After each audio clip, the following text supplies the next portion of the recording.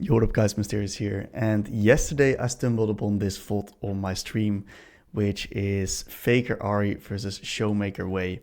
And I'm playing a lot of Ari myself, and I was really looking to see how Faker plays this matchup, because this is a matchup I'm personally really struggling in, because Way is so oppressive in the lane, and Ari is not the strongest laner. So I watched this game, and I was completely mind blown by the level of the micro in this VOD right here. So I thought this is a must share for the YouTube as well. And we're really going to be breaking down these micro movements from both of these players. We're going to be breaking down their thought process and also just really deep dive in on the lane. Not only from Faker's side, which is absolutely world-class gameplay, what we're going to be seeing right here, but also from Showmaker's side. And as you can see, the VOD isn't too long, as unfortunate that it is. There's a quick end of review, but that's all right. We're going to go dive deep into the early lane. So Ari versus Way, in my experience, it is a very hard matchup for Ari because of the fact that Way has longer range. He can easily tether the Ari, and Way's early game damages are very, very high. So Way is a little bit of a lane bully, and Ari struggles into that type of champions that can outrange her, especially pre-6. So Way's, like Showmaker's plan here in this lane is to pressure the Ari quite extensively. And for Faker, most importantly, it's to dodge out on his damage, get to level 6, and then possibly start skirmishing with his Lee Sin, with his Jinx, and get resets going. Because in the late game, or at least in the mid to late game, his skirmishing is going to be a little bit easier to execute than Showmaker's because of the fact that he has so much catch tools and mobility. So this is already something that I would never do in this matchup right here. As you can see, Showmaker starts his Q, and Faker actually walks up and goes for an electrocute trade. And this is actually pretty okay trade for Faker. It's not the best, it's also not the worst, but given the fact that Showmaker has such the range advantage, this should never happen in his case. So beautiful counter trade from Faker, and really understanding the cooldowns of Way and the ranges of Well. He's currently tethering outside of that exactly. And Way, this is a mage versus mage matchup, wants to be pushing, get the wave push. Because if you can get the wave push, you can start pressuring the enemies under tower. Or at least when they are walking up for CS. So both of these players want to be contesting the wave and looking to get a small, slow push into the other champion. In this case, Way has more wave clear in the early game, so he's going to go for the push. Faker matches with his auto attacks, and he tries to walk up after Way uses his Q on the wave, because he knows that the Q is then on cooldown and maybe can look for auto attack W, auto attack trade, or auto attack W and then back off. So really abusing each other cooldowns. What you see right now is that Way is actually having his Q spell up again, and Faker is trying to bait it out by walking inside and outside of these minions. And this is gorgeous, man. Let's go back a little bit, because this is absolutely gorgeous. What he does is Faker knows that Showmaker has his Q available right now. Showmaker already pre-casts his Q, and Faker knows that he can throw these onto a minion and get an explosion radius right here. So what Faker does is he goes in and out of this minion range constantly to try to bait it out, so he can instantly flick back whenever he sees the Showmaker animation, and therefore bait out the ability. And if he baits out the ability, he gets more room in the lane to hit CS and possibly even get a counter trade back onto the way. So beautiful micro right here. And Showmaker knows this, right? He knows that Faker is doing this. So what Showmaker does is he looks to try to throw it past the creep wave. But Faker positions himself in a way where he's just not in range to get hit by that, but also not in range to get hit by the minion. Like the level of micro understanding to be able to do that and then proc his W plus Taste of Blood, it's insane, man. It's really insane. And this is a difference maker in these type of lanes where every bit of HP counts. If you can proc your Taste of Blood, get a little bit of HP back, it's really good for Faker. So Faker also sidesteps the E from Way right here, and being in this position already in this lane is just generally amazing due to how strong Way's early game is. And I want to break this one down as well, right? Way can either go for QQs next to the minion, or he can actually go for QEs into EE trades. And Faker knows this. He knows he wants to get this wave in before the next wave arrives, and he tethers it beautifully, plus using his W move speed reactively to dodge out onto Way's abilities. And this is something that we're going to be seeing more often in this lane, is that Faker uses his W move speed reactively towards here, as you can see it again, towards Wei's QE into EE combo, and therefore dodges out on onto a lot of damage. Also, of course, we're dropping a little bit in the CS department. That's quite alright. Once again, beautiful dodge onto the Wei QQ. And if I would be playing this Ahri game right here, I'll probably be at 50% HP, and I would definitely struggle. Like the level of micro that Faker is showing right here, it's really, really insane. And he takes another amazing trade plus dodging out onto Wei's abilities.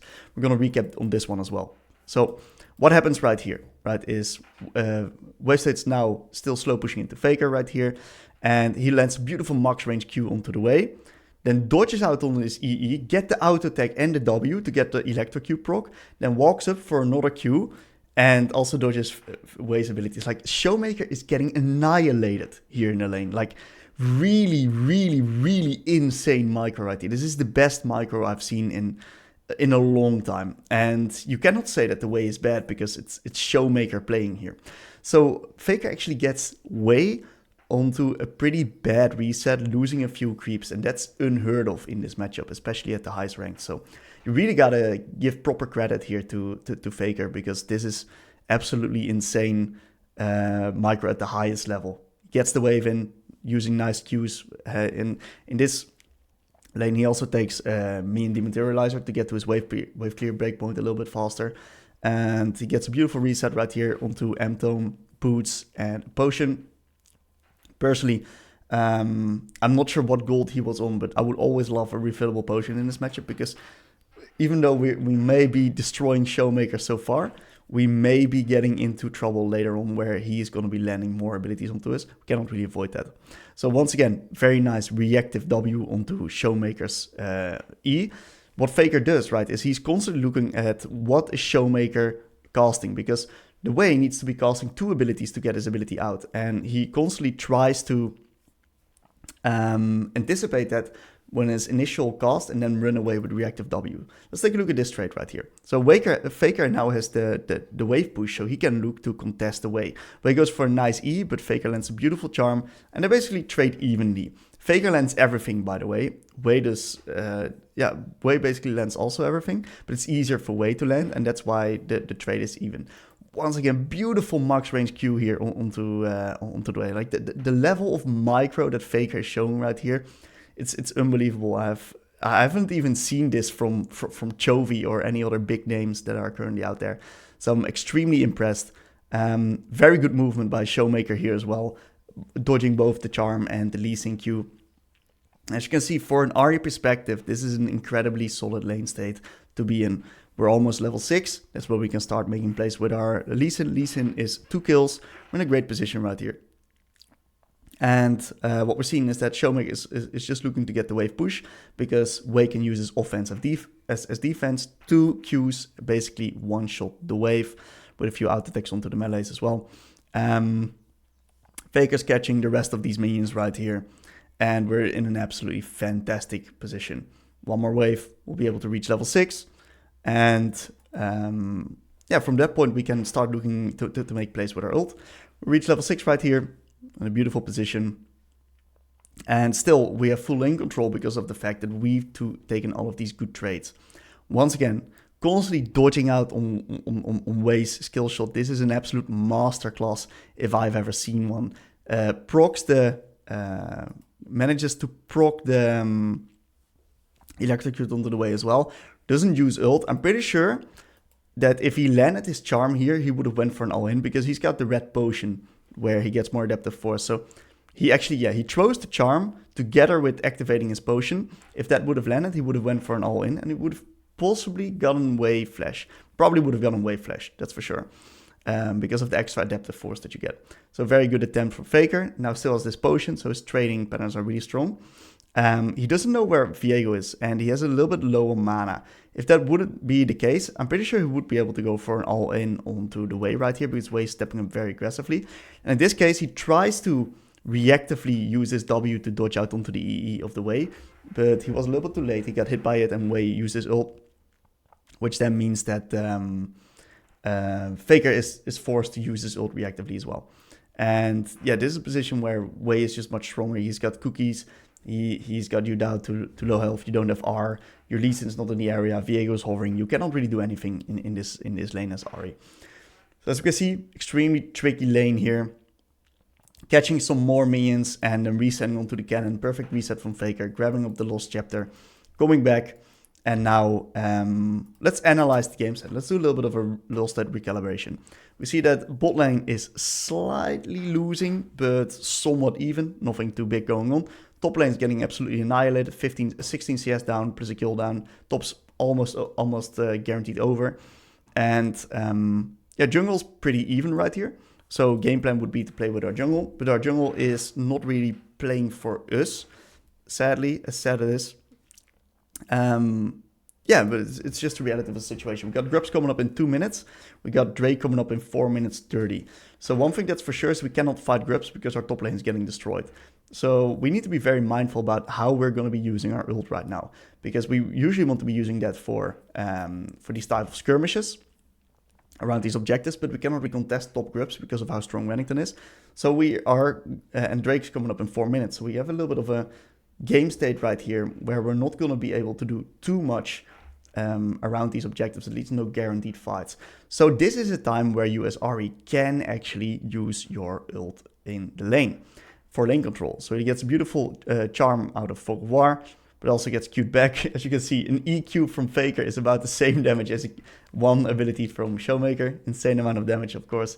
And he gets hit by a few more of these QQs. And you can see, like, if you get hit by this stuff, you're gonna drop. You're gonna lose the lane. This is how much damage that Wei does, just in general. His early game is extremely strong. And that really highlights the level of expertise in the micro that Faker showed at the early part of the lane right here. And he takes the plans to get back to full health. And now the wave clear battle really begins, right? Can you clear the wave? Can you stay alive? And can you try to get lane control? That's really what you're looking to do at this point in the game as a mid laner. So you can hover your jungle, play with your jungle, and actually get stuff done on the map. So a little bit of trading, a little bit of contesting right here. Both of these players are very, very, very competent and very confident in their way around the trading. Both of them really like to step up the aggression.